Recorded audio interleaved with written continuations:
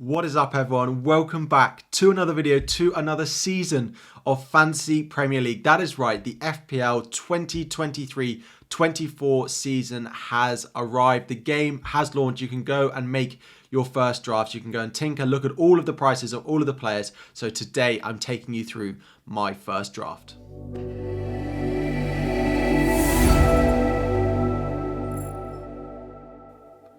What is up, everyone? FPL Harry here, and today we're starting again for another season. It's my first draft for the upcoming FPL season 2023-24. The game is finally here. We've had price reveals over the past couple of days. Finally, the game has decided to launch. So today, I'm taking you through my first draft, the first players that I'm picking in my team. Of course, there'll be plenty of drafts for all of us and myself coming between now and the start of the season, which is in just over a month's time. But my first thoughts on my team structure, my first thoughts on the players that stand out as being good differentials, being good underpriced players, and maybe some players that are going to miss out on this draft. Before we dive into it, the YouTube algorithm will have absolutely killed me for not uploading over the break. So please make sure to smash that like button. We're going to try and hit the 1,000 like target we always have. And if you are new around here, don't forget to subscribe. There's going to be so many advice videos. There's going to be so many draft videos, everything to help you out, rating your drafts, best things to do, worst things to do when playing FPL all throughout the season. So do subscribe if you have not already. And hopefully my ranks over the past few seasons are a good indicator that I can hopefully help you with your FPL team this season. But that's enough of the niceties. That's enough of the hellos. Welcome back, everyone. Let's dive into this. We're going to start in goal. Very happy with some of the goalkeeper pricing. There seems to be a lot of nice 4.5 goalkeepers to go with, and I'm going to go with one of them for my team. We're going with Jordan Pickford. He was one that I looked at when the fixtures came out at the end of last season, and when Everton stayed up, I thought he might be a 4.5 goalkeeper. Now, there are a few others who actually got priced in around this price, like Fabianski, like Leno as well, who I am considering, but I have gone with Pickford for my game week 1 first draft. I do like the Everton fixtures. I do think he makes a lot of saves as well. And I do think Dyche, having a little bit more time with that Everton team over the summer, that they could be quite a strong defensive unit. Now, the backup is just going to be a 4.0. It'll probably be an Everton 4.0. I just need to watch a little bit more of pre-season just to know if any of those 4.0s are actually going to start when it does come to game week 1. I'm not sure that they are this year. We had, of course, the Leicester guys last year, but Pickford is going to be my number 1, and there will be a backup in there of any of the 4.0s. At the moment, I haven't just decided exactly which of them it's going to be. Moving into defense, Trent Alexander-Arnold does make his way into my team. He got a big price this season of 8 million. I think he's 1.5 million more than any other defender in FPL, but I think he warrants it, and he is in here at 8 million. Those Liverpool fixtures to start the season are nice, plus Trent playing in that midfield role. I just think he's so good and so creative, plus the potential for clean sheets in that Liverpool team. Now, they did look very good at the end of last season. I think if they carry that through into this season, then Trent at 8 million is a good price. But when you compare Trent to some maybe of those 8.5 million midfielders, then there is a little bit more of a debate to go and be had there. But he has made it into my first draft. Along with him, it is Pervis Estupiñán of Brighton, a player we all loved at the end of last season. I'm surprised he didn't get picked up at 5.5 million, but seeing some of the other prices, I think it's fair that he's in at 5. Brighton do start the season with a very nice run of fixtures as well. So happy that I can include him in here. Again, the run of fixtures, what he did last season, is attacking threat into Zerbi ball. I'm very happy that he's in there. Then we have two 4.5 defenders, and it is Botman and it is Rico Henry. They do rotate well.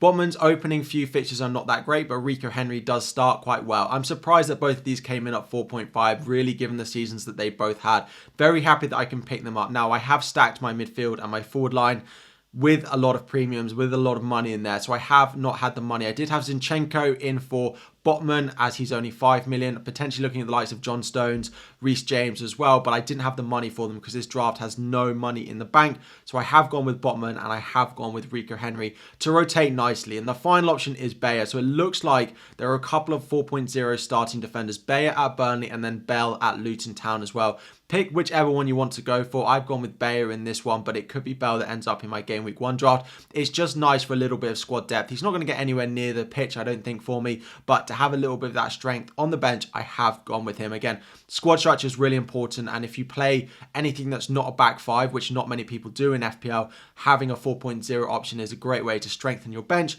plus having a playing defender there and not investing too much money. So Trent, my premium. Estupiñán, I think, is underpriced, and Botman and Henry can rotate nicely as my third defender. That means I have to play 7 attackers, and moving into midfield, there are a lot of big names in here, and actually one big name that does miss out. Let's talk about that first. We've gone with Mo Salah not being in my FPL draft for game week 1. The reason for this is a lot of players have gone up in price, particularly Haaland and Trent Alexander-Arnold. To fit Mo Salah in as the third one, I think it hampers the rest of my squad too much. Now, there will be drafts between now and the start of the season where I'm sure I go and decide to go and get Salah. I might drop Trent. I might try and put all 3 of them in there. But I'm sure some of you, if you've made a draft with all 3 of them, it does weaken the rest of your squad just a little bit. So I've gone with no Salah in this one, just because for my first draft, I felt like I could build a more balanced, better lineup without him. I can't believe I'm doing that. But if I'm not going to captain Salah, because I'm going to perma-captain Haaland most weeks, then why would I go and pick Salah? So I have gone without him for this one. We have then picked double Manchester United midfield in Marcus Rashford and Bruno Fernandes. Opening fixtures of Nottingham Forest and Wolves, both at home in their first 3, is really nice. I like their prices a lot. Rashford coming in at 9, Fernandes being slightly cheaper at 8.5.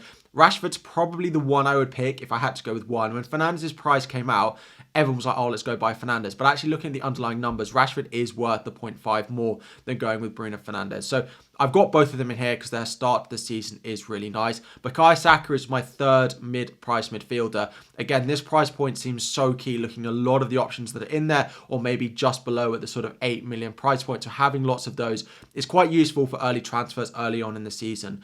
Odegaard coming in at a similar price, same with Martinelli as well. Pick your Arsenal mid. I have gone with Saka. He is the one that's likely to be on penalties again last season. I don't think there's that much to pick between them, but now that they are the same price, I think it's fair that we go for Saka. If Odegaard and Martinelli were again a lot cheaper like they were last season compared to Saka, then I don't think Saka's worth the money. But given their price in and around the same, I do think he's the one that I'm going to go with for Arsenal. And they do start the season well as well. And then we have 2 cheap options, and that is Mitoma and that is Mbeumo. I think these 2 are going to be very, very popular as the 2 cheap options. Mbeumo has proven himself in the Prem in that Brentford lineup, 6.5 million, playing up front if they don't sign another striker, if not still playing on the wing. And then we have Mitoma as well. He finished the season so strongly. I'm so surprised at some of these prices. Everyone seems so cheap. There are so many good options, both of them coming in at 6.5 million to complete my 5-man midfield. And then we move up front. We are playing 2 strikers. Haaland, of course, has to be in there. He's going to be my captain most weeks. And even at 14 million, I still think we need to be picking him. Then we have a bench option at 4.5. Again, I don't think any of the 4.5s are going to get on the pitch, but if any of them could be maybe 1-pointers off their team's bench, that I maybe go there. But I haven't decided which one I will go with, like the backup goalkeeper. But they'll be last on my bench anyway. It is Gabriel Jesus as the second forward. So having that sort of 8 million, 7.5 million forward is really important because there are so many good options in and around that price. You've got the likes of Ollie Watkins, you've got the likes of Nkunku in there as well, potentially Callum Wilson, potentially Alexander Isak, the Newcastle guys that were popular last season.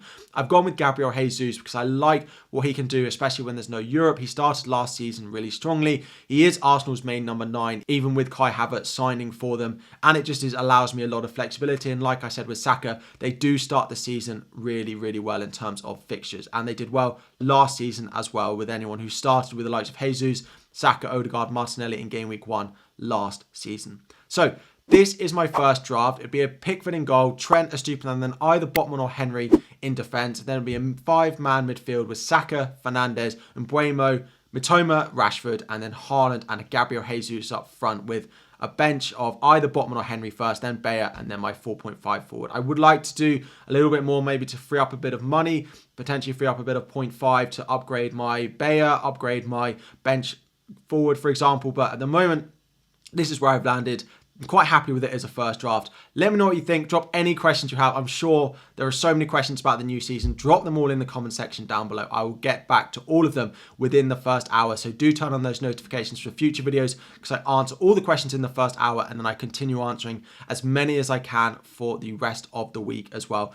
Thank you all so much for watching. Like and subscribe. Before you go, good luck with your tinkering and I'll be back again very soon.